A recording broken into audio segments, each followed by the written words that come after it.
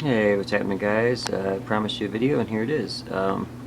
Here is Villainous in all her glory.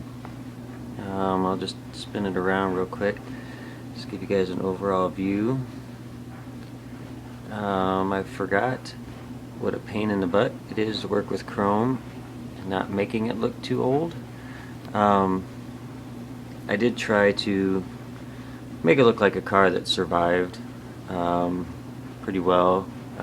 Tried to make the chrome a little older looking without pitting it. I don't know if you guys can see, but I just weathered it a little bit, but just enough to make it look still shiny, but like it's been around for so many years. The hubcap, as you can see, has the stick pins sticking out. I actually got that to work. That turned out fairly well. This kit went together pretty decent. The only major problem was, which is the last thing of course, was the windshield. It really didn't fit quite right as far as the molding and the glass goes. Just a little off.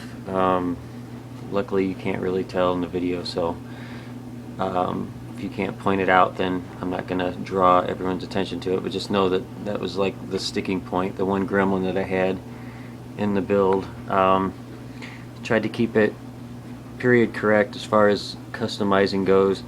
I left out the emblems on the front and the rear and replaced them with pinstriping that actually came with the kit, except I tweaked them a little bit. The striping should have went around the Chevy emblem that goes on the front and the trunk lid, but I combined them to have a little more custom pinstriping look on the front, and then switched it around a little bit in the rear.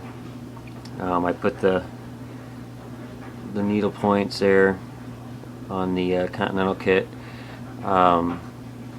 which I think kind of makes the car look lower and longer, so it kind of worked out pretty good. I weathered slightly the top as it's down, and the seats I hit them with a satin clear. They were glossy red, but the satin helps it to look like vinyl. Left the dash, of course, glossy red to show off the metal part of it. I don't know if you can tell in the video, but I actually painted or washed the Bel Air logo in the clock there, and then the speedometer and the radio. I'll try to get pictures of those at the end along with some others.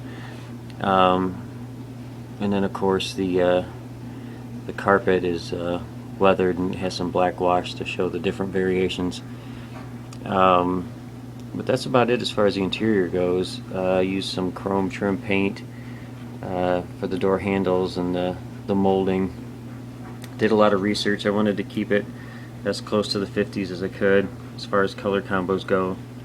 I did spray it flat black with the semi-gloss clear, which helped it give it a nice satin look. Let me see if I can get this open without totally destroying something. As far as the motor goes, I know you guys have seen the air cleaner. I took it off because I wanted to flip it over and show you guys the underside when I get done, but that's an old hubcap, and you guys have seen the motor before. Everything's wired, power going to the compressor there, and added some more wiring on the firewall. There'll be some pictures up at the end, like I said. The spring, the throttle linkage is correct as far as how it would look in the car, at least as correct as what I could do in scale. I even, you can't really tell, but on the positive terminal I actually made it look like every other battery out there in everyone's car. You know how it gets that white crusty stuff around it. So I thought, well, what the heck, I'll try it, see how it turns out. Let's see, the radiator has, the overflow hose going out.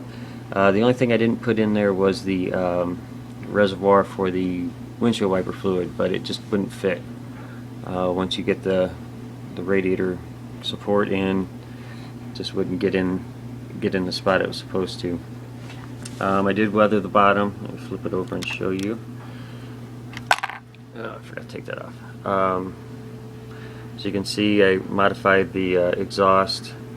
It has homemade cherry bombs. I mean, what car of this period wouldn't have that? There you can see the brake lines, and there's fuel lines there to and from the gas tank. But yeah, I had to use different leaf springs from another kit. I don't remember what they're from, but it's a parts box raid. So they'd set lower than the frame rail, so it would actually not hinder the ride height at all. And of course the brake lines and fuel lines go up into the motor. But that's about it as far as it goes underneath. Just, you know, slight weathering. You guys have all seen the pictures. Hopefully I can get a display that'll actually show it off. But that's what we got.